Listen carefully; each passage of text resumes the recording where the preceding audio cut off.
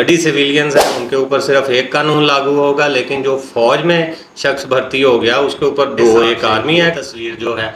हर पाकिस्तान के बड़े इदारे, बड़े सरकारी अफसर को अपने दफ्तर में लगा कर बैठना चाहिए, जो ये कहते हैं कि हमें ऊपर से हुक्म मिले था। एक तरफ एक पार्टी खुशियां मना रही है, उनको समझ नहीं आ रहा कि किस तरह से हम अपनी खुशी को एक्सप्रेस करें। कि आज इस वीडियो को आपने मेरी पार्टी, तेरी पार्टी, पटवारी, यूथिया और इन सब से ऊपर आकर देखना है, क्योंकि ये पूरे पाकिस्तान का मसला है, तो इसको आपने इसी तरह से लेना है। लेकिन पाक फौज की तरफ से 2024 में पाकिस्तानी अवाम के लिए इससे बड़ी ईदी कोई हो नहीं सकती। वैसे आप मेरे पता होगा, मैंने कभी ये बात आपसे नहीं कही कि आपने इस वीडियो को पूरी देखना है, मुकम्मल देखना है, लेकिन आज मेरी दरख्वास्त है कि एक मामूली से वाक़े को सोशल मीडिया जो है बढ़ा चढ़ा कर पेश कर रहा है। पाक आर्मी जिंदाबाद।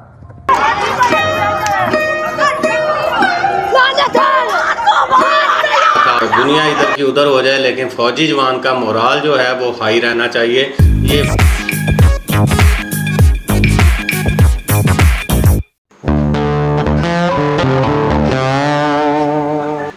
अस्सलाम वालेकुम।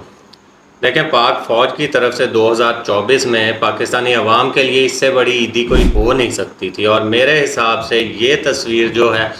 हर पाकिस्तान के बड़े इदारे, बड़े सरकारी अफसर को अपने दफ्तर में लगा कर बैठना चाहिए, जो ये कहते हैं कि हमें ऊपर से हुक्म मिला था। और ये बात शुरू करने से पहले मेरी आपसे दरख्वास्त है कि आज इस वीडियो को आपने मेरी पार्टी, तेरी पार्टी, पटवारी, यूथिया और इन सब से ऊपर आकर देखना है, इस नुक्ता नज़र से नहीं देखना, क्योंकि ये पूरे पाकिस्तान का मसला है, तो इसको आपने इसी तरह से लेना है। वैसे आपको पता होगा, मैंने कभी ये बात आपसे नहीं कही कि आपने इस वीडियो को पूरी देखना है, मुकम्मल देखना है, लेकिन आज मेरी दरख्वास्त है कि इस पूरे सिनेरियो को समझने के लिए इस वीडियो को मुकम्मल देखना आपका बहुत ज़रूरी है। अब इस वाक़े के ऊपर जो कुछ हुआ है, जैसे हुआ है, वो आप सारी तफसील देख चुके हैं। हमने आज एक और बात करनी है कि ये वाक़या किस तरह से हुआ, इसका आगाज़ कहाँ से हुआ, यानी इसका बैकग्राउंड। ये नहीं कि वो फ़ौजी के घर में चले गए, वो भी साथ साथ हम बात करेंगे, लेकिन असल में इसका जो रूट काज है वो क्या है, किस तरह से फ़ौजियों को ये नौबत आई, क्या ये पहली दफ़ा हुआ है।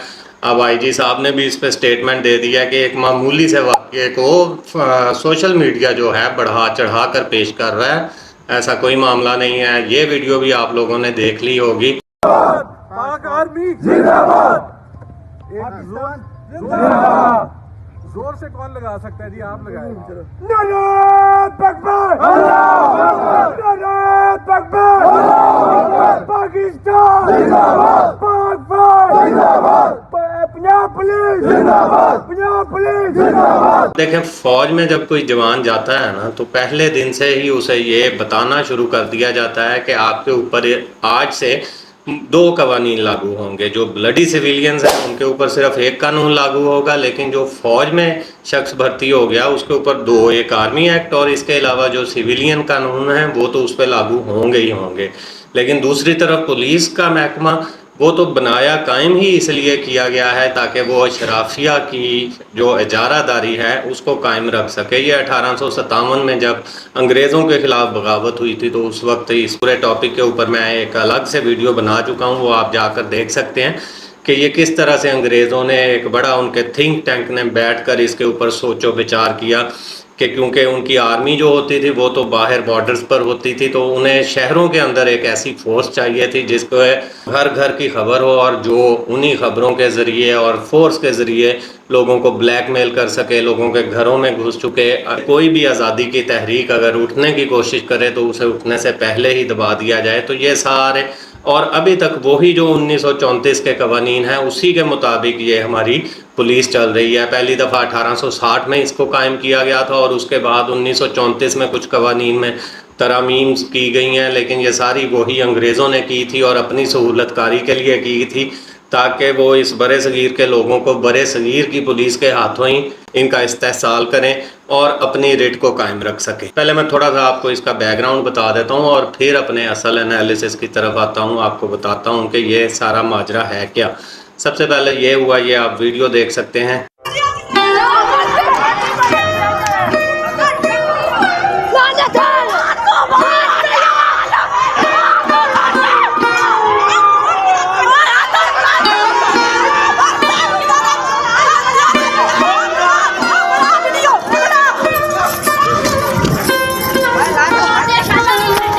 مبینہ طور پر پولیس اس کے کسی رشتہ داروں کے گھر میں گئی اور وہاں پہ خواتین کے ساتھ بدتمیزی کی، پھر وہیں سے ان کو نشاندہی ہوئی یہ SSG کمانڈو صاحب کے گھر کی، اور وہاں جب ان کے گھر پولیس گئی تو وہ آپ ویڈیو دیکھ چکے ہیں سوشل میڈیا پہ، جہاں ان کو پولیس کو ہی انہوں نے پکڑ لیا، FIR دے دی گئی تو آرمی پرسنل کی فیملیز تھی ان کے خلاف، لیکن پھر ظاہر ہے بڑے افسروں کا اس میں مداخلت کرنی پڑی، آرمی کی طرف سے پریشر آیا ہوگا تو وہ ساری FIRs ریورس ہو گئی، اور پھر پولیس والوں کو مبینہ طور پر ان کی سیکورٹی کے لیے ان کے خلاف ہی FIR کاٹ کے ان کو تھانے میں بند کر دیا گیا، لیکن فوجی جوان اس سے ان کا مورال ڈاؤن ہو رہا تھا، دنیا ادھر کی ادھر ہو جائے لیکن فوجی جوان کا مورال جو ہے وہ ہائی رہنا چاہیے، یہ فوج کا بیسک پرنسپل ہے، اسی کے اوپر فوج کام کرتی ہے۔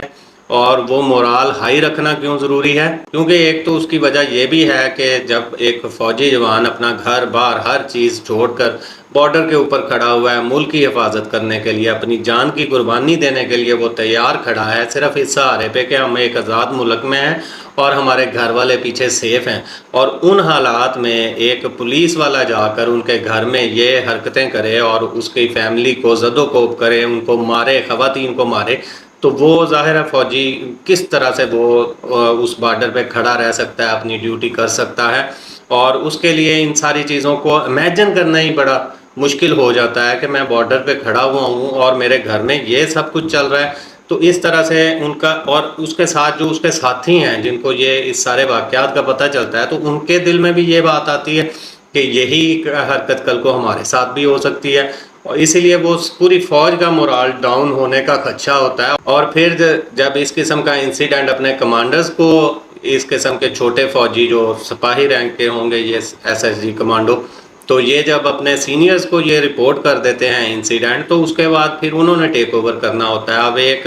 SSG کمانڈو، ایک سپاہی کی اتنی مجال نہیں ہے کہ وہ اپنے ساتھ 20 گاڑیاں، 20 بندے اور ساتھ ویپن بھی لے کر نکل آئے، وہ تو خود اپنے لیے نکلنے کے لیے بھی انہیں گیٹ پاس کی ضرورت ہوتی ہے، تو اتنا سارا آپریشن سینئرز کی سربراہی کے بغیر نہیں ہو سکتا۔ اور سینئرز کی کیا مجبوری ہے؟ وہ دو مجبوریاں ہیں ان کی سینئرز کی اس قسم کی چیز کو بیک کرنے کے لیے۔ نمبر 1 تو میں آپ کو بتا چکا ہوں کہ جوانوں کا مورال ڈاؤن نہیں ہونے دینا فوج نے، اور جوانوں کا مورال ہائی کرنے کے لیے انہیں جس بھی حد تک جانا پڑے گا وہ جائیں گے، اور یہ ضروری ہے فوج کے ادارے کو منظم رکھنے کے لیے، اس کو چلانے کے لیے۔ اور دوسرا اس میں پولیس کو بھی یہ میسیج دینا ہے، گورنمنٹ کو بھی یہ میسیج دینا ہے کہ اگر آج اس پہ لینینٹ ویو رکھا فوج کی طرف سے، ایک سپاہی کے گھر میں پولیس جا کر اس طرح سے توڑ پھوڑ کرے گی تو کل کو کسی کیپٹن کے گھر میں چلی جائے گی، پرسوں کسی کرنل کے، اور اس کے بعد وہاں سے ہوتے ہوئے جنرل کے گھروں میں بھی پہنچ جائے گی۔ تو اسی لیے وہ کہاوت ہے کہ نپ دی ایول ایٹ دی بڈ، تو فوج اسی پرنسپل پہ کام کرتی ہے کہ پہلی سٹیج پر ہی۔ اب میں اپنی مثال دیتا ہوں کہ اگر میرے منشی کے ساتھ کوئی میرا کلائنٹ بدتمیزی کرے گا تو میں اس کو وہیں پہ روکوں گا، میرے لیے منشی بھی قابل احترام ہے اور اس کے لیے بھی میں کروں گا، لیکن دوسری طرف مجھے یہ بھی ذہن میں ہوگا کہ آج اگر میں اس سے نہیں روکوں گا تو کل کو یہ میرے ساتھ وہی حرکت کرے گا، اور اسی طرح سے اگر منشی میرے جونیئر ایسوسیٹ کے ساتھ بدتمیزی کرے گا تو اس کو بھی میں اس کی سزا دوں گا تاکہ کل کو یہ میرے ساتھ بدتمیزی نہ کرے۔ وہ آسان لفظوں میں کہتے ہیں نا کہ جھاکا نہیں اترنے دینا، تو وہ فوج کا بھی یہی پرنسپل ہے کہ جھاکا نہ اترنے پائے، تو یہ بھی ایک وجہ ہے۔ اور دوسری اس کی وجہ یہ بھی ہو سکتی ہے کہ آج اگر ایک سپاہی کے گھر میں یہ واقعات ہوئے ہیں اور اس کے اوپر کرنل صاحب چپ کر بیٹھ جاتے ہیں اور اس کو سپورٹ نہیں کرتے، تو کل کو جب کرنل صاحب کے ساتھ یہ واقعہ ہوگا تو وہاں پہ وہ آفسرز کو تو نہیں لے کے جائیں گے، وہاں پر بھی ان کو انہی سپاہیوں کو بھیجنا پڑے گا، تو اس وقت وہ کس طرح سے پھر سپاہیوں کو سپورٹ کر سکتے ہیں؟ تو اس سپورٹ کو، اس چین آف کمانڈ کو قائم رکھنے کے لیے کرنل صاحب کی بھی یہ مجبوری تھی۔ پکچرز میں ہم نے دیکھا ہے جو شخص مذاکرات کر رہا ہے فوج کی طرف سے وہ شاید ایک لیفٹیننٹ کرنل رینک کا آدمی ہے، کیونکہ اس کے ایک میجر والا سٹار ہے، وہ بلر سی تصویریں ہیں، نظر تو نہیں آ رہا صحیح سے، لیکن وہ مجھے لیفٹیننٹ کرنل کا رینک کا آدمی لگ رہا ہے جو کہ ادھر سے RPO صاحب کے ساتھ مذاکرات کرنے کے بعد نعرے لگوا رہا ہے۔ ایک طرف ایک پارٹی خوشیاں منا رہی ہے، ان کو سمجھ نہیں آ رہا کہ کس طرح سے ہم اپنی خوشی کو ایکسپریس کریں اس کے اوپر، کیونکہ 2 سال سے جو ان کے ساتھ مظالم ہوئے ہیں تو ان کو اس ویڈیو کو، ان ویوز کو دیکھنے کے بعد کافی وہ ریلیف ملا ہے اور کافی وہ خوشگوار مسرت ہو رہی ہے انہیں۔ اور دوسری طرف جو دوسرا قبیلہ ہے، جو دوسری پارٹی کے لوگ ہیں، ان کو اب یہ سمجھ نہیں آ رہی کہ اس معاملے میں انہوں نے فوج کو سپورٹ کرنا ہے یا पुलिस को सपोर्ट करना है, तो वो बेचारे वो अब ऐसे ही खाम खा गालियाँ दे रहे हैं एक दूसरे को। आईजी साहब ने कह दिया है जी कोई इतना ख़ास मामला नहीं था, तो आईजी साहब भी और क्या कह सकते हैं इससे अलावा। और ये हमारा बेसिकली हमारा अपना अलमिया यही है, ये सिर्फ एक इदारे की बात नहीं है, जंगल का कानून है। यहाँ जिसके पास ताकत है, जब पुलिस वाला 7, 8, 10 बंदे लेकर किसी गरीब आदमी के घर में घुस सकता है, तो जाहिर है जिसके पास 40, 50 मुसल्लह अफराद हैं तो वो उसको लेकर पुलिस के घर में घुस जाएगा। और जब इनसे कोई ताकतवर शख्स आ जाएगा, जैसे एक मैं मिसाल आपको याद करवाना चाहता हूँ कि रेमंड डेविस के वाक़े में मुबैना तौर पर कहा जा रहा था कि उसमें कोई हसास अदारों के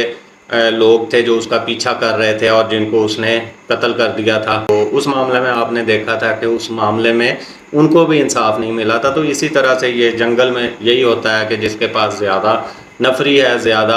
असला है, उसी का कानून चलता है। तो फ़िलहाल पाकिस्तान में भी यही सिस्टम चल रहा है। तो इन हालात में आईजी साहब 80,000 पुलिस के साथ 8 लाख की फ़ौज का मुकाबला नहीं कर सकते। उन्होंने इसी के साथ काम करना है, इन्हीं के साथ काम करना है और इसी तरीके से काम करना है और ऊपर वाले आर्डर्स को उन्होंने कंप्लाई करना है। इसी तरह की और बहुत सारी खबरें अभी आपके साथ शेयर करनी थी, वीलॉग थोड़ा लंबा हो गया है तो नेक्स्ट में वो शेयर कर देंगे। तब तक के लिए अपना ख्याल रखिएगा और अपने इस चैनल का अल्लाह हाफ़िज़।